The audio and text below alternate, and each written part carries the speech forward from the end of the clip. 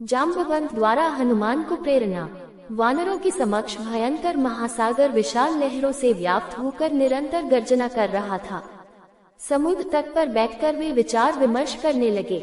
युवराज अंगद निराश होकर बोले, सीता जी को खोज पाने में हम लोग सर्वथा निष्फल रहे हैं। अब हम लौटकर राजा सुग्रीव और रामचंद्र जी को कैसे मुख दिखाएंगे? निष्फल होकर लौटने से तो अच्छा है कि हम यहाँ अपने प्राण त्याग दें।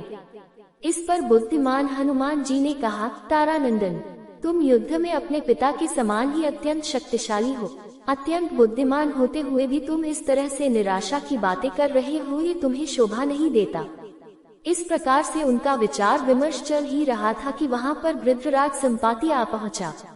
वानरों को देखकर वह बोला, आज दीर्घकाल के पश्चात मुझे मेरे कर्मों के फल के रूप में ये भोजन प्राप्त हुआ है। मैं एक एक करके वानरों का भक्षण करता जाऊंगा। संपाति के वचन सुनकर दुखी हुए अंगद ने हनुमान जी से कहा, एक तो हम लोग जानकी जी को खोज नहीं पाए, उस पर ये दूसरी विपत्ति आ गई। हमसे तो अच्छा गृधराज जटायु ही था जिसने श्री रामचंद्र जी के कार्य को करते हुए अपने प्राण न्यौछावर कर दिया था। अंगद के मुख से जटायु का नाम सुनकर संपाति ने आश्चर्य से कहा, जटायु तो मेरा छोटा भाई है, तुम उसके विषय में मुझे पूरा हाल कहो। अंगद से जटायु के विषय में पूरा हाल सुनकर संपाति बोला, बंधुओं, तुम सीता जी की खोज करने जा रहे हो। मैं इस विषय में जो भी जानता हूँ वह तुम्हें बताता हूँ, क्योंकि रावण से मैं अपने छोटे भाई जटायु का प्रतिशोध लेना चाहता हूँ, परंतु मैं वृद्ध और दुर्बल होने के कारण रावण का वध नहीं कर सकता। इसलिए मैं तुम्हें उसका पता बताता हूँ। सीता जी का हरण करने वाला रावण लंका का राजा है और उसने सीता जी को लंकापुरी में ही रखा है, जो यहाँ से 100 योजन 400 कोस की दूरी पर है और इस समुद्र के उस पार है।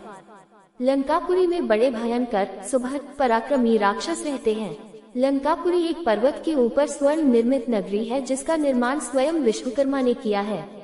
उसमें बड़ी सुंदर ऊंची मनोरम स्वर्ण निर्मित अट्टालिकाएं हैं। वहीं पर स्वर्णकोट से घिरी अशोक वाटिका है जिसमें रावण ने सीता को राक्षसनियों के पहरे में छिपा कर रखा है। इस समुद्र को पार करने का उपाय करो, तभी तुम सीता तक पहुंच सकोगे।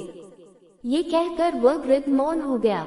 विशाल सागर की अपार विस्तार देखकर सभी वानर चिंतित होकर एक दूसरे का मुंह ताकने लगे। अंगद, नल, नील आदि किसी भी सेनापति को समुद्र पार करके जाने का साहस नहीं हुआ। उन सबको निराश और दुखी देखकर वृद्ध जामवंत ने कहा, हे पवनसुत, तुम इस समय चुपचाप क्यों बैठे हो? तुम तो वानर राज सुग्रीव के समान पराक्रमी हो। तेज और बल में तो राम और लक्ष्मण की भी बराबरी कर सकते हो। तुम्हारा वेग और विक्रम पक्षीराज गरुड़ से किसी भी भांति कम नहीं है, जो समुद्र में से बड़े बड़े सर्पों को निकाल लाता है। इतना अतुल बल और साहस रखते हुए भी तुम समुद्र लांघ कर जानकी जी तक पहुँचने के लिए तैयार क्यों नहीं होते?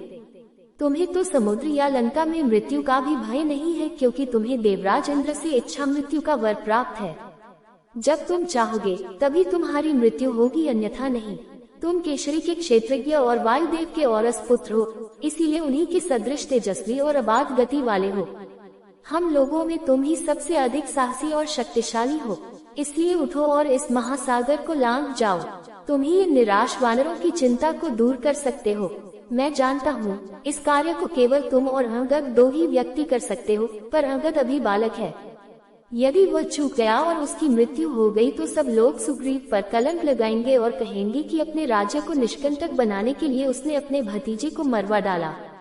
यदि मैं वृद्धावस्था के कारण दुर्बल न हो गया होता तो सबसे पहले मैं समुद्र लांघता। इसलिए हे वीर, अपनी शक्ति को समझो और समुद्र लांघने को तत्पर हो जाओ। जाम्बवंत के प्रेरक वचनों को सुनकर हनुमान को अपनी क्षमता और बल पर पूरा विश्वास हो गया। अपनी भुजाओं को तानकर हनुमान ने अपने सशक्त रूप का प्रदर्शन किया और गुरुजनों से बोले, आपके आशीर्वाद से मैं मेघ से उत्पन्न हुई बिजली की भांति पलक मारते निराधार आकाश में उड़ जाऊंगा। मुझे विश्वास हो गया है कि मैं लंका में जाकर अवश्य विदेहा कुमारी के दर्शन करूंगा। ये कहकर उन्होंने घोर गर्जना की, जिससे समस्त वानरों के हृदय हर्ष से प्रफुल्लित हो गए। सबसे विदा लेकर हनुमान महेंद्र पर्वत पर चढ़ गए और मन ही मन समुद्र की गहराई का अनुमान लगाने लगे।